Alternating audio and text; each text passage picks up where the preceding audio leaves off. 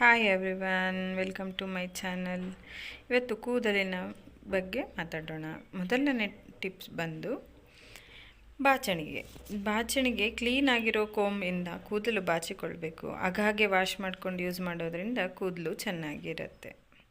ಎರಡನೇ ಟಿಪ್ ಬಂದು ಒದ್ದೆ ಕೂದಲು. ಕೆಲವರು ಒದ್ದೆ ಕೂದಲನ್ನ ಬಾಚ್ಕೊಳ್ತಾರೆ. ಒದ್ದೆ ಇರುವ ಕೂದಲನ್ನು ಯಾವಾಗಲೂ ಬಾಚಬೇಡಿ. ಕೂದಲು ಬುಡ ಮೃದುವಾಗಿರೋದ್ರಿಂದ ಬುಡ ಸಮೇತ ಉದುರುತ್ತೆ. ಡ್ರೈ ಆದಮೇಲೆ ಬಾಚ್ಕೊಳ್ಳಿ.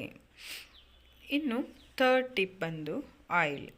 ವಾರದಲ್ಲಿ 2-3 ಬಾರಿ ಎಣ್ಣೆ ಹಾಕಿ. ಆಗ ಒಣನೆತ್ತಿ ಡ್ಯಾಂಡ್ರಫ್ ಆಗೋದಿಲ್ಲ. ನಾವು ಬಳಸುವ ಎಣ್ಣೆ ಯಾವುದಂದರೆ ಕೊಬ್ಬರಿ ಎಣ್ಣೆ ಜೊತೆ ಕರಿಬೇವು, ಕಪ್ಪು ಜೀರಿಗೆ, ದಾಸವಾಳ, ಭೃಂಗರಾಜ ಹಾಕಿ ಕುದಿಸಿ ಯೂಸ್ ಮಾಡ್ಕೊತೀವಿ. ಅಂದರೆ ಅಲೋವೆರಾ ಬೇಕಂದರೆ ಯೂಸ್ ಮಾಡ್ಕೊಳ್ಬೋದು. ಕೆಲವರಿಗೆ ಅದು ತಂಪು ಕೂಡ ಆಗಬಹುದು. ಅಲೋವೆರಾ ಆಪ್ಷನಲ್ ಆಗಿ ಯೂಸ್ ಮಾಡ್ಕೊಳ್ಳಿ.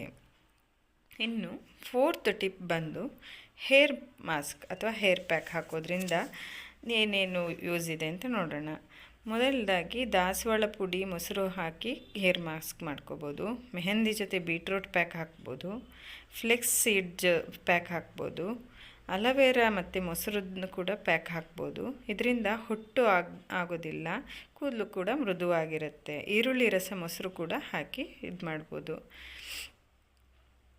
ಮತ್ತು ಸ್ಪ್ಲಿಟ್ಸ್ ಕೂದಲುಗಳು, ಇದಕ್ಕೆ ಆರೈಕೆ ಹೇಗೆ ಮಾಡೋದು ಅಂದರೆ ಚೆನ್ನಾಗಿ ಎಣ್ಣೆ ಹಚ್ಕೊಳ್ಬೇಕು. ಎಣ್ಣೆಗೆ ಸ್ವಲ್ಪ ಡಿಪ್ ಮಾಡಿ ಸ್ಪ್ಲಿಟ್ ಇರೋ ಕೂದಲನ್ನ ಕಟ್ ಮಾಡಿಸ್ಕೊಳ್ತಾ ಇರಿ. ಮೊಸರನ್ನು ಹಚ್ಚಿ ಮೊಸರಿಗೆ ಡಿಪ್ ಮಾಡಿ ಚೆನ್ನಾಗಿ ಹಚ್ಕೊಳ್ಳಿ. ಇದರಿಂದ ಸ್ಪ್ಲಿಟ್ಸ್ ಕಡಿಮೆ ಆಗುತ್ತೆ. ಇನ್ನು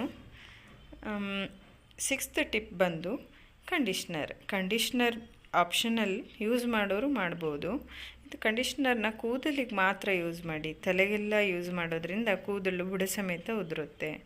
ಇದನ್ನು ಕಂಡೀಷ್ನರ್ ಹಾಕೋದ್ರಿಂದ ಕೂದಲು ಮೃದುವಾಗಿ ಇರುತ್ತೆ. And thank you for watching my channel. Please subscribe my channel. Thank you.